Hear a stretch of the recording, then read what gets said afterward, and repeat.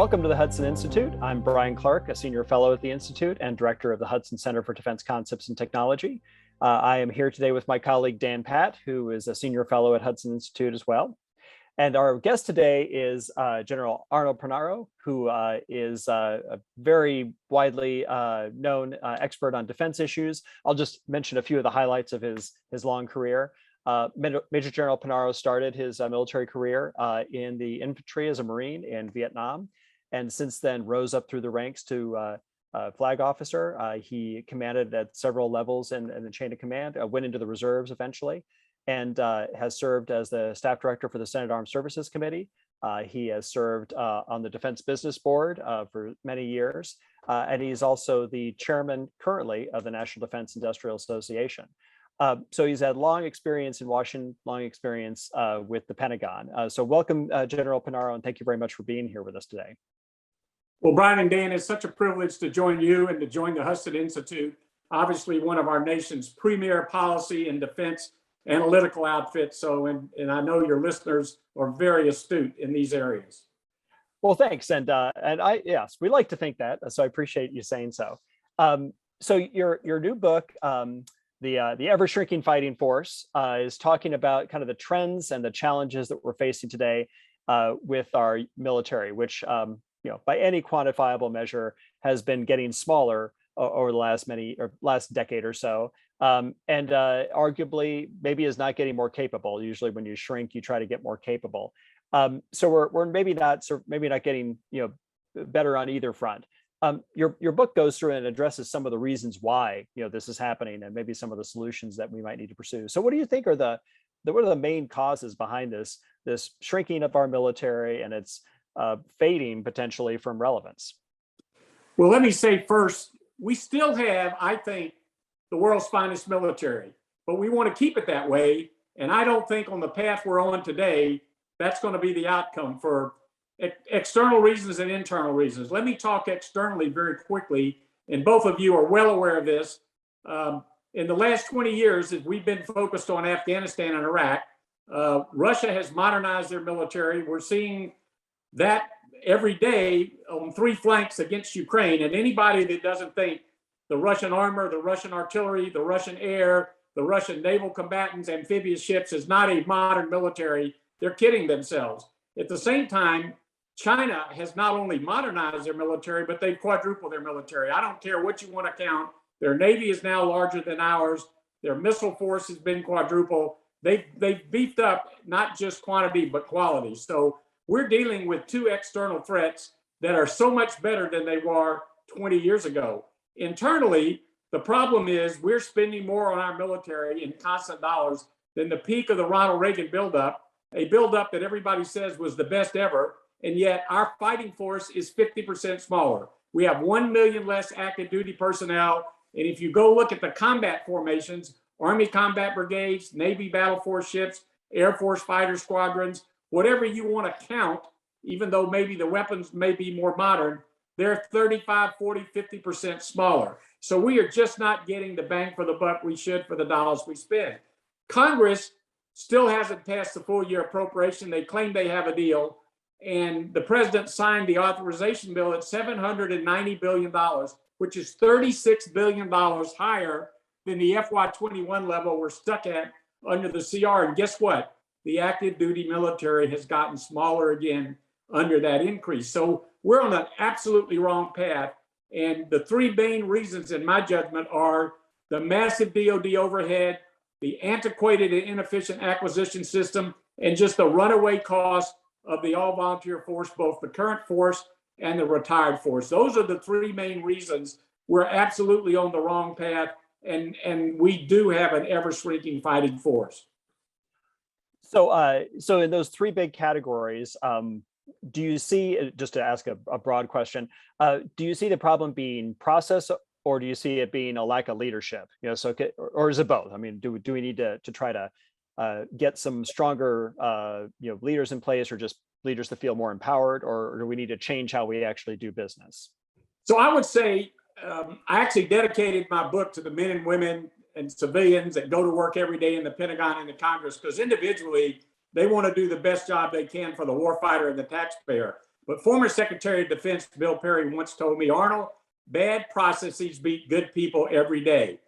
And I don't know if that quote originated with him, but he believed it. I truly believe it. And if you look at the Pentagon, they have a proliferation, not just of bad processes, but awfully antiquated and horrible processes.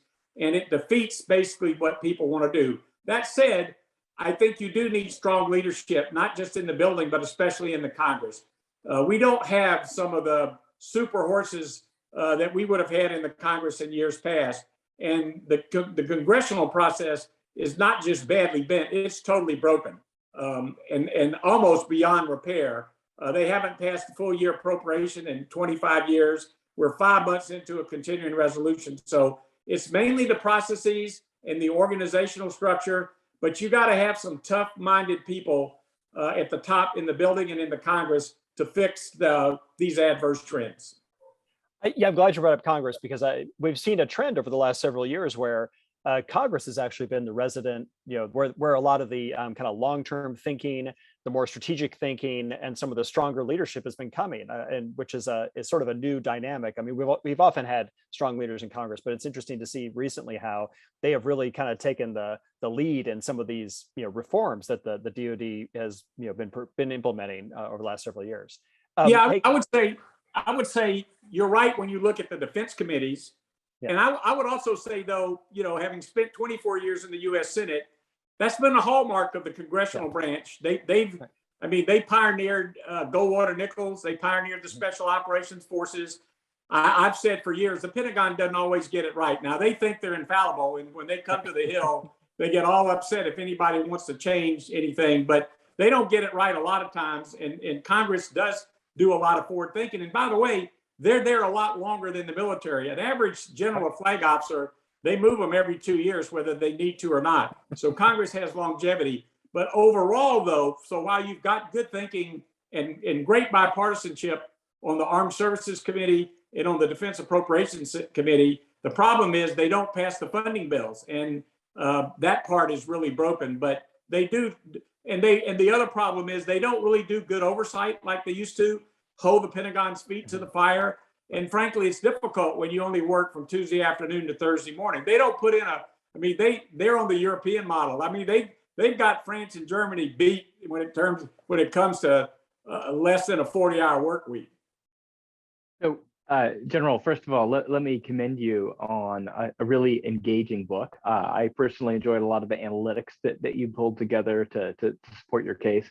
Your book can be a little bit depressing at times, but I understand you're coming from a good place and where you're trying to go. Along this theme that Bryan introduced, I'd like to ask a little bit about acquisition reforms. Of course, you've personally been involved in a bunch of these. Congress has pushed through a bunch of them, like the middle tier of acquisition. The department itself has done some things, like created this adaptive acquisition framework. But yet, you still feature acquisition as one of these big drivers. Can you get like one level deeper? Like, what have we done that's worked well, and what are some of the big gaps still to come? I would say, Dan, and there's 150 studies and 50 books on this. I would say at a macro level, what we've done well is we spend $400 billion a year, so they know how to spend money. But unfortunately, the output is spend more, take longer, get less. If you look at what we get for that, that's for goods and services, supplies and equipment, DoD spends over $400 billion a year. That's 10% of all government spending in this area, just in one agency. And again, all you have to do is look at the timelines. Look at the Ford carrier. I mean, you all have served in the Navy. You've got great expertise here. I mean, it's 15 years and it still isn't certified to go to sea. And it's had 4 or 5 huge cost overruns. We used to be able, from contract to first flight, build a fighter aircraft in 5 years. Now it's 25 years. Guess who builds it in 5 years? China. And by the way, in 1960, we had 14 companies that could build fighter aircraft. Today we have 2. So the problem is, it's not just the decision process, it's the infrastructure and everything that goes with it. But if you go one layer lower, I've always felt the biggest problem in the acquisition area, and don't get me wrong, I think Frank Kendall, Ash Carter, Ellen Lord, a lot of them made a lot of progress. And what I've always said is, It's not how far we've come, but it's how far we still have to go. So if you make this much progress, but you need to go way, way over here, you know, when the Super Bowl comes up, and maybe we'll have the result, maybe we'll know the results. You know, if you get a couple of good passes that get you to the 30-yard line, but you're trying to get 70 more yards, that is not a measure of success. It's really the fact that the requirements process, the acquisition process, and the budget process is not linked. And now when you come to requirements, I've always called them, maybe you all worked on some of this, the iron majors. And I've said tongue in cheek, if the iron majors in the Army could get away with it, they would want a nuclear powered tank that could fly itself to the battlefield. No kidding. Now, technically it's not feasible and cost, you can never afford it. But so much of the requirements do not have any cost realism or technical feasibility at the beginning. And then the requirements process is not linked to the acquisition. The people that actually buy the weapons aren't the people that manage the programs. And then of course the budgets are decided somewhere else. And so, you know, let's say you had a decent requirement. Let's say you had a decent acquisition process lined up, but guess what? When the budgets were decided, they didn't give you enough money to implement that. And then of course it throws everything in a cocked hat. So Dan, that was the right focus, is going one level below. If you could link those three processes, and frankly, to do that, you got to put the service chiefs in the middle. And of course, under the acquisition reform of the Packard Commission, they sort of split some of those duties out, because the service chiefs own requirements. And that's an area where I've yelled at the vice chairman for years about the Joint Requirements Oversight Council. There's no requirement they've ever turned down. They just bless every single dang one of them. And they know they're gold plated. And so if you could get control of the requirements process, and that's the military, it's not the civilians, and then get the acquisition, there's 154,000 people working in the DoD acquisition force, 35,000 contracting officers, and every one of them thinks they're in charge. Sandy Winterfield, when he was the vice chairman, says, you know, 1,000 people can say no, but one person can say yes. Michelle Flournoy called that process in the building the tyranny of consensus. You have to go to the lowest common denominator. And that's, but again, if you could link requirements, acquisitions, and budgets, I think you could make some real progress in getting a better output than 400 billion that results in spend more, take longer, get less. Yeah, linking all of our big A acquisition decision support systems. Yep. Makes sense. So to pick up on that point, you know, our requirements are derived, you know, somewhat in isolation, right? So we will, you know, I've been involved in that process and worked in the trenches in the J8, and it seems like we don't really try to figure out, does this requirement satisfy, you know, some larger strategic goal or an operational concept for how we're going to fight? They kind of devolve to being just an improved version of today's system. So do you think we need to also kind of think about how do we, you know, link requirements to strategy? You know, in terms of an actual way of thinking about how we're going to fight, rather than an aspiration for just having an improved capability set for the future? Yeah, totally agree. And I mean, I'll be honest with you, we actually thought about that at Goldwater Nichols in '86. So if you look at how we changed Goldwater Nichols, which was basically the major goal was to enhance civilian control of the military, elevate the role of the chairman, but also make the combatant commands really powerful warfighters reporting directly to the Secretary of Defense. And the organize, train, and equip, mobilize, demobilize, and supply function in Title 10 for the service secretaries and the service chiefs, we said, you organize, train, and equip in support of the requirements of the combatant commanders. So it ought to all start, as you said, Bryan, with the combatant commanders who prepare a warfighting plan, let's say for the reinforcement of the Korean Peninsula. Then that warfighting plan, you worked in the J8, that gets reviewed, you know, at the operational level, and then it gets reviewed. We also put in the law that those war plans get reviewed by the civilians. The Deputy Undersecretary for Policy actually has a statutory requirement. And so it keeps civilian control, and then that's supposed to where you're supposed to tie it to the strategy. The problem is, I think they give lip service to this. I don't think that if you talk to a lot of the combatant commanders, you know, we got an example right now in the United States Marine Corps. The Marine Commandant is redesigning the United States Marine Corps, it's not clear to me it's tied to any requirement from any of the combatant commanders. He may have a good idea as a commandant, but he's not the warfighter. And so I think there's the answer. And I wish there was a way that, the only way you would enforce this is the chairman and the Secretary of Defense would basically ride herd on the services and make sure their budgets. The other thing you would do is they're always talking in the Pentagon about, dashboard metrics and how do we, really keep control of things. I said the only one that I think is relevant to the Secretary of Defense and the Deputy Secretary of Defense is not how recruiting and retention is doing, how many people are on medical leave, things like that, is can the warfighting forces meet the requirement of the contingency plan? And let's say there are 10 or 15 of them, you'd have to measure each and every one of them, and you'd have to be able to say, yes, we have the forces and the logistics and everything that meets that warfighting plan. And if we don't, what are we doing? So I'm very glad you brought that up and framed it that way, because that's something that we have been working on also when we think about how the military needs to shift the way it designs the new set of capabilities it delivers and how it integrates forces in the field. The focus needs to return to the customer, if you will, to the combatant commander, right. And have the combatant commander driving the requirements and driving the capabilities that they need to put together in the relatively near term for the problems they have now. Which technology seems like it could enable. It doesn't have to take 30 years to develop a new airplane or necessarily deliver a new capability when you can do a lot of it with software. Through the new software-defined capabilities allow you to maybe provide the combatant commander something quicker than they would otherwise in maybe previous eras when it had to all be built with hardware.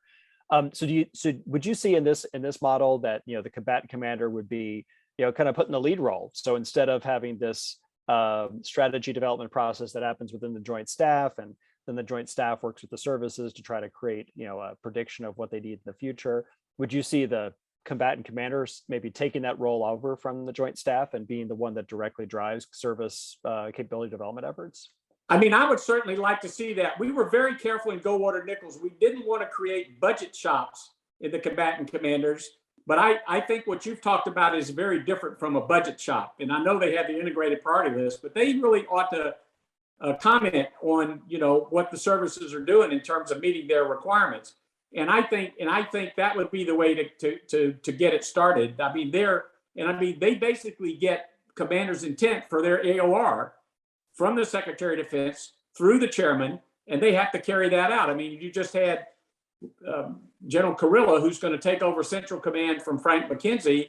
The Senate Armed Services had his hearing recently, and they asked him a lot about how are you going to deal with China and Russia in the Middle East? What are you going to do with Iran? Iran is within weeks of enriching from 60% to 90% to be able to build a nuclear weapon. And so he's got requirements that maybe are not reflected in the budgets. And the problem with the budgets and the PPBE and the commission that's going to look at this, and they've got some good people there, is the log rolling that goes on when you put out the planning guidance. It just covers everybody's requirements, and so it's not specific enough to basically say, okay, here's a capability that really is a low priority now. We aren't going to spend money there. And guess what? You just lost a big slug of your money and it's going over here. And so that's the problem with the current process. It really is not tied to the requirements of the combatant commanders. Now, they claim they're updating all the war plans. They've updated all the war plans. I would love to see the Congress in their oversight role. It all have to be classified to sit down and really spend some time looking at that. They have never done that. And if you don't oversee the Pentagon, left to their own devices, like I say, they kind of revert to form. And in this area, I think, unfortunately, they have reverted to form. Yeah, so we've talked a little bit about requirements. Now we're pivoting to budgeting and the budget process. And of course, one of the things that in this latest NDA, there's a commission authorized that's looking at reform of the programming, planning, budgeting, and execution, the PPB system. So obviously you started with, we need defense planning guidance that actually implies choices, that isn't just a generic catch-all, that isn't just a simple thing. But outside of that, what are some of the things that you think that the PPB commission should be focused on, should be looking at, and how can that commission be effective? Well, the way they can be effective is, make sure the good people are on there and make sure they're not basically reflecting status quo. I think they've got a couple of barn burners on there. Lisa Disbro, Bryan, maybe you worked with her when you were both in the JH. She's terrific. I mean, all the people they put on there, I have a high regard for. And they've just got to basically come to the conclusion that a lot of us on the outside and the committee came to, that the current process is broken because it doesn't allow decisions to reflect the current realities. You've got to move with speed, with a clarity. You've got to basically, why is China 5 years ahead of us on hypersonics? And the department is yelling and screaming about speeding up on hypersonics, but they haven't put in place anything that would allow you to speed up because of the way they do the planning, programming, budgeting system. So I think speed is just essential in the world that we live in.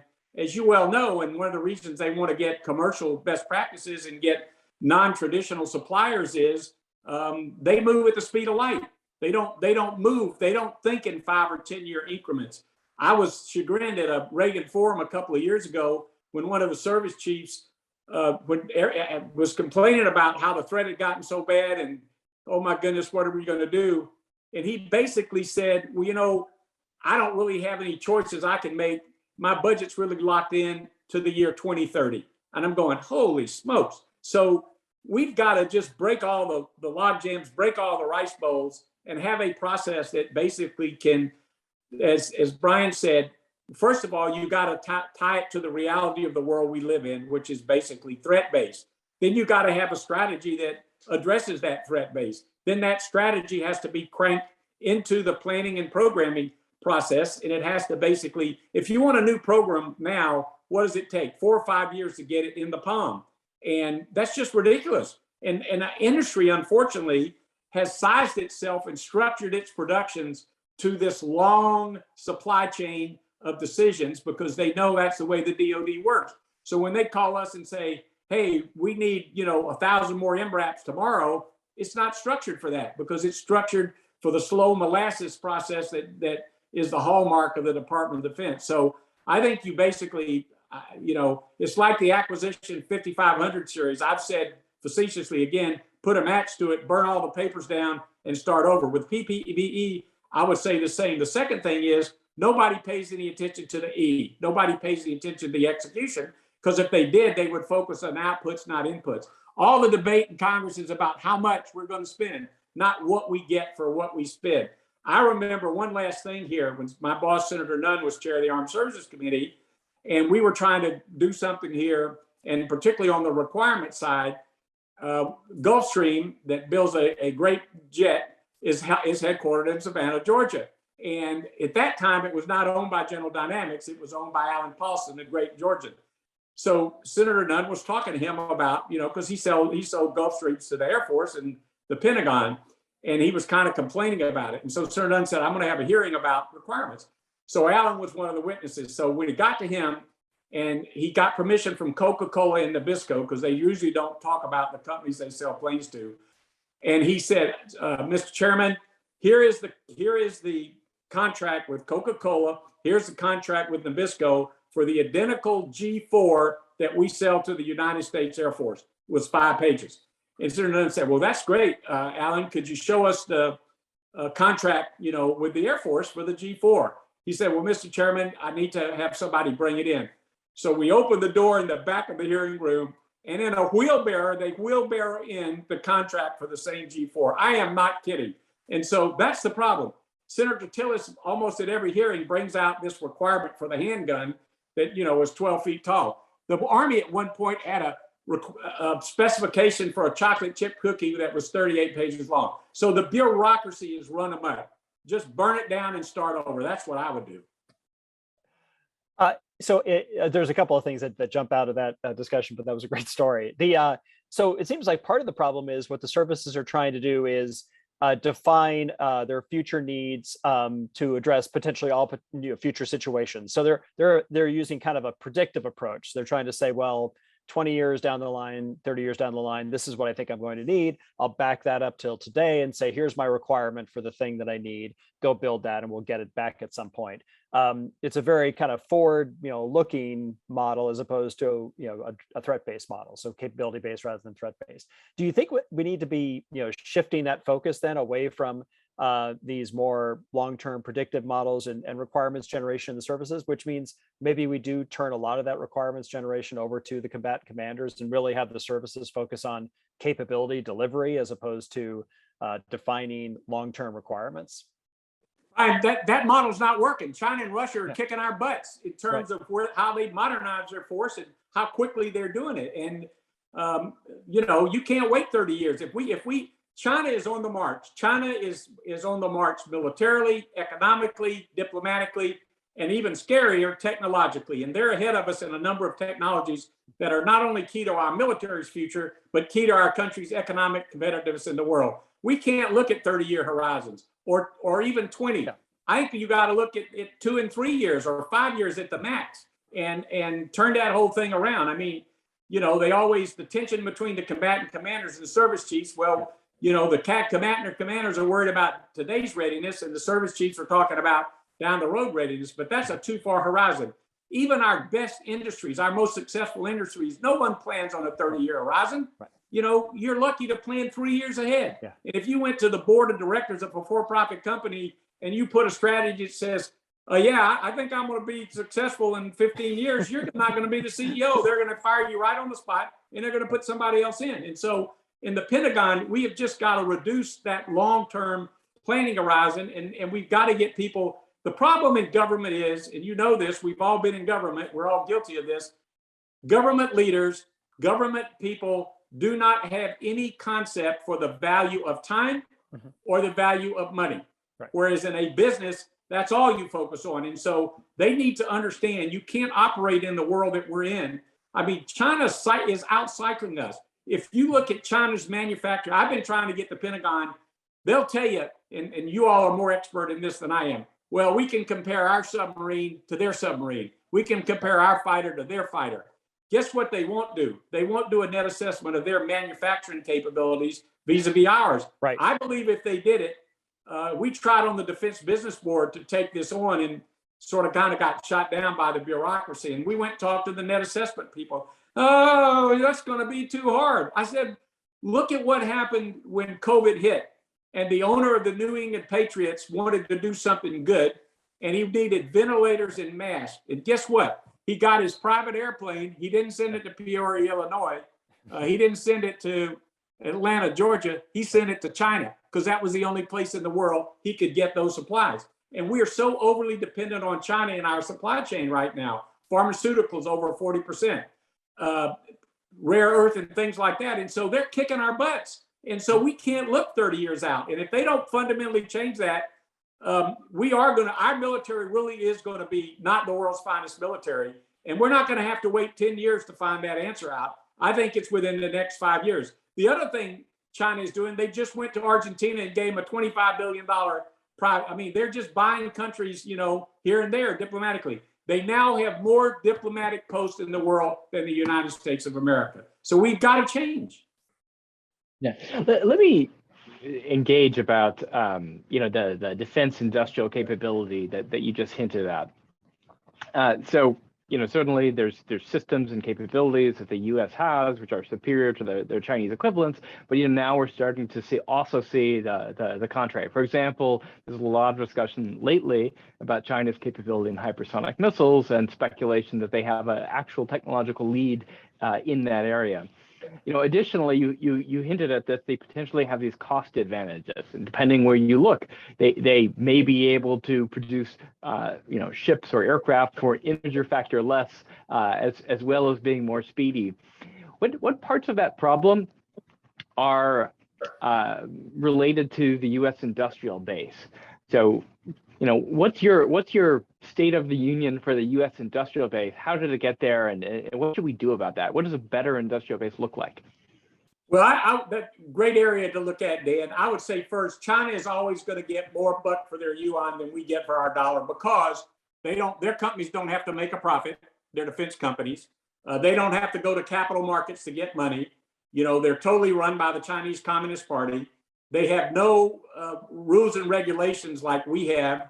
We're in a very overregulated industry, where the government, the customer is the regulator, and we have to deal with all that. CMMC, you just name it, and more regulations come out every day, and they don't have to deal with that. And their personnel costs are much lower than ours because they don't have to fund a volunteer force, and they certainly don't pay the deferred compensation we pay for our retired force, which is 1 million higher than our active duty force. 2.4 million retirees, 1.3 million active duty. And in the US, we pay people for 60 years to just serve for 20 years. The Chinese don't do that. The Russians don't do that. But I would say on the defense industry, if you look at the fact that it's consolidated, and now it's basically, we only have three or four companies in the Fortune 50. And the only reason they're in there is because of their commercial business, their commercial aircraft business, like Boeing or General Dynamics with the Gulfstream, Raytheon with Pratt and Whitney, and some other commercial. So our industry has gotten much smaller.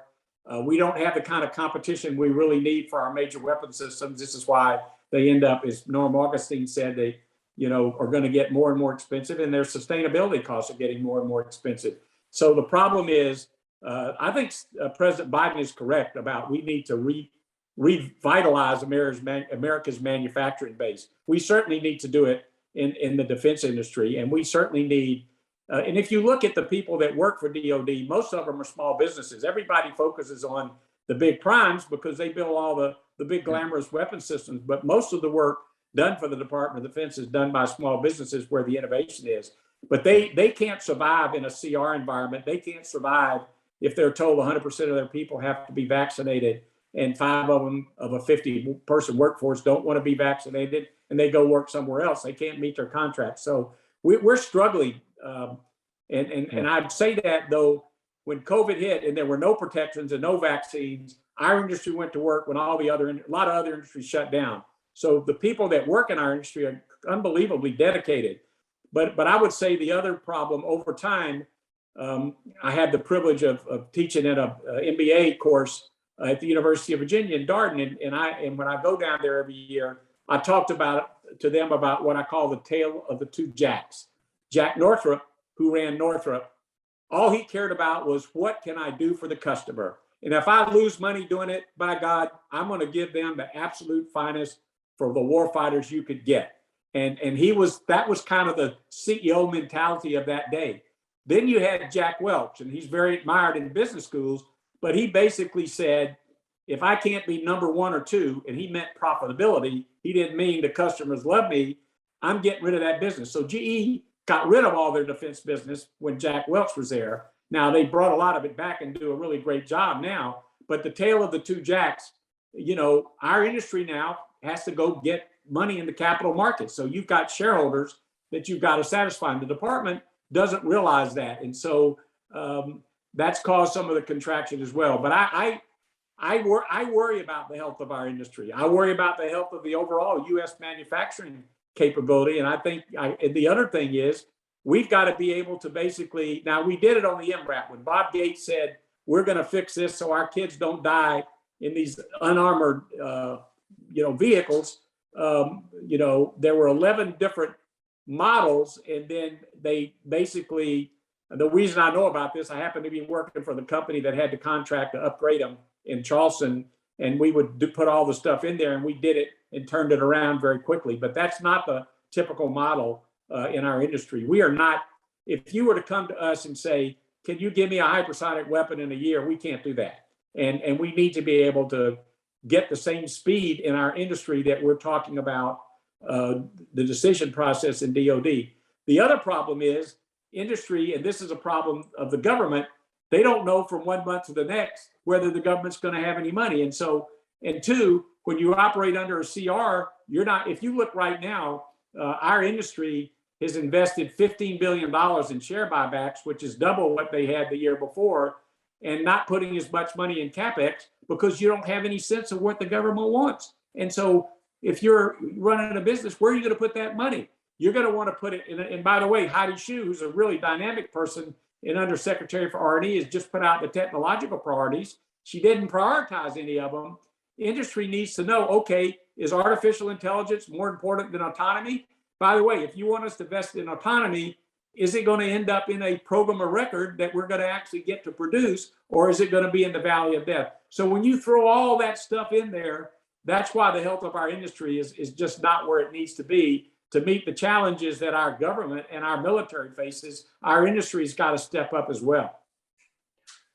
So, General, it seems like taking a couple of these threads together, that if we think of the combatant commander as the ultimate customer, it seems like DoD's or the services role should increasingly be acting as that conduit that connects that ultimate customer up with the commercial or defense industry providers that can deliver the capabilities they need.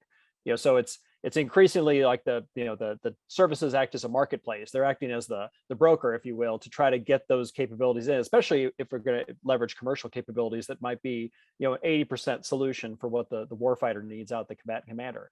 That seems like, that's the model we need to be pursuing, but instead the model we have, which is more of the industrial model. Services produce the capabilities they think are important to service their long-term equities or, perceived requirements. Is that a shift you see that we need to have? Is this, which is going to entail a lot of disruption for the services? This shift towards the services acting as broker rather than as the industrial supplier.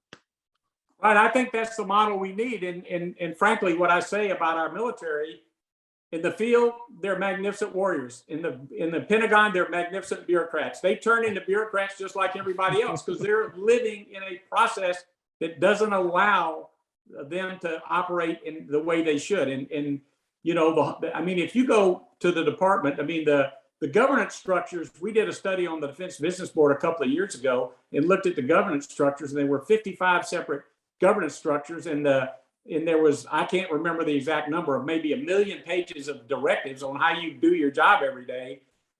It's not like the 5-paragraph order I had in Vietnam where the company commander takes me as a second lieutenant and says, Lieutenant Punaro, your platoon has the mission to interdict the Ho Chi Minh Trail.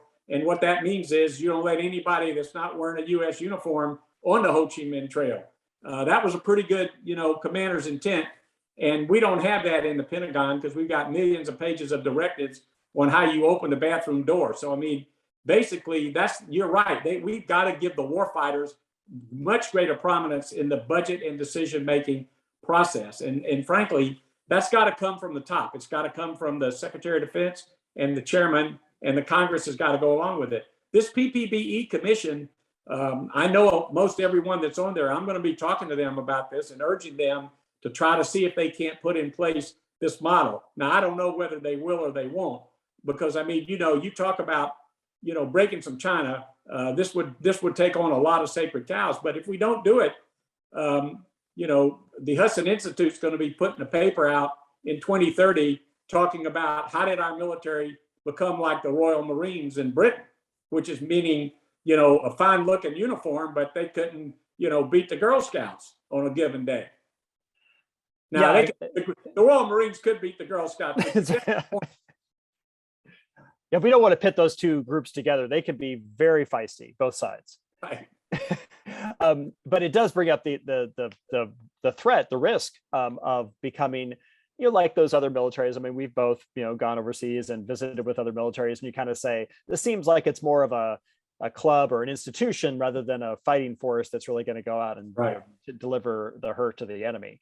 And so one last thing I want to talk about, and this has been a subject Dan and I've been working on, is, this seems like some of what you're pointing to is the need for, some new metrics or the new ways of measuring what we think, constitutes success in terms of, delivering warfighting capability to operators on the front lines. So the metrics we use today are, kind of this, is something more lethal than its predecessor, is something faster than its predecessor, or has a lower RCS than its predecessor, which seems like it's an interesting set of metrics that promote the services model of industrial delivery of capabilities. So I'm going to build a better version of the old thing, and that'll be the new thing, which doesn't necessarily help the Indo-PACOM commander today. How do we need to think about changing the metrics that we're using to drive the kinds of capabilities that the services deliver and the ways that their processes work? I mean, look, we have a military to defend the United States and our citizens at home and abroad and to protect our freedoms and our democracy. And there are only two things that our military is there for. One is to deter our adversaries from getting in a shooting war. And if we can't deter them, to kill them. And that's the metric. And the way you measure that metric is what we've talked about. What are the contingency plans to keep China from taking Taiwan? And how do we have the fighting force? You know, it doesn't matter if we think our submarine is more lethal than their submarine. It may not be the submarines versus the submarines. How do we keep China from taking over Taiwan? And one of the things you do there is, and the metric ought to be, well, unfortunately, we didn't do it with Ukraine. Let's give the Taiwanese some offensive capability where they can range China and basically threaten China and deter China. You could do it through long-range missiles where you say, okay, you come our way, we're going to destroy Shanghai and your financial capitals. Or we're going to do it with cyber or something. So the metric has got to be a warfighting metric. We don't, you know, Lenin had a saying, and I'm certainly not pushing Vladimir Lenin, but he basically talked about, you know, you got to poke your enemy with a bayonet. And if there's much there, then you go in. If you hit steel, you back off. The only way we're going to keep China and Russia from doing what they want to do is if they know they're going to meet steel when they do it. And that's the only metric that counts. You know, I don't care if they build a Bradley fighting vehicle that can snorkel and swim. You got to measure it against the threats that and deterrence. We've got to deter. Nuclear deterrence has worked. We're going to modernize the nuclear deterrent. That's working. Conventional deterrence is not working. China is kicking our butts. Russia's on the verge of invading Ukraine, and Russia's laughing at NATO because Germany has capitulated, and a lot of the new NATO nations haven't built up a military. So that's the measure to me, the metric, and it's really what we talked about at the very beginning. What are the requirements of the combatant commands in the war plans to deter our enemies? And if we don't deter them, to close with and destroy our enemy. You can hear the Marine in me coming out. That's the way we were trained. Our whole goal is we're not there to basically, you know, go to classroom exercises or learn about this or that. We're there to put a bayonet in the heart of a North Korean. That's what our military is there for. That's what we've got to prepare them for. Yeah, and so how you're going to fight makes a big difference in the metrics Right. that you're going to apply. They can't be industrial metrics that apply, you know, globally and over overall time. That's fantastic. So, General Arnold Punaro, thank you very much for being with us today. This was a fantastic discussion. I want to make sure before we close, is there anything else that we failed to get at that you wanted to make sure you captured? No, I just want to say thank you to both of you for your leadership over the years in many different areas, and also to the Hudson Institute. I learned in my years in the Senate, outside organizations like the Hudson Institute are critical to our national security. You can bring a focus on a problem that gets the attention of a decision maker and gets them to hopefully make better decisions than they were going to make. So I would urge you to continue the great work that you're doing. We need it because we're in deep trouble when it comes to our national security if we don't make some fundamental changes. Well, thanks, General. So General Punaro's latest book is The Ever-Shrinking Fighting Force. I urge you all to get a copy of it and read it. It's actually quite incisive on the problems that we face right now in the Pentagon and how we might need to deal with them. So thank you to you, General Punaro. Thanks, Dan Patt, for being here with us as well. And thanks to Kirsten Moeller for producing this. And from the Hudson Institute, have a great day. Thank you.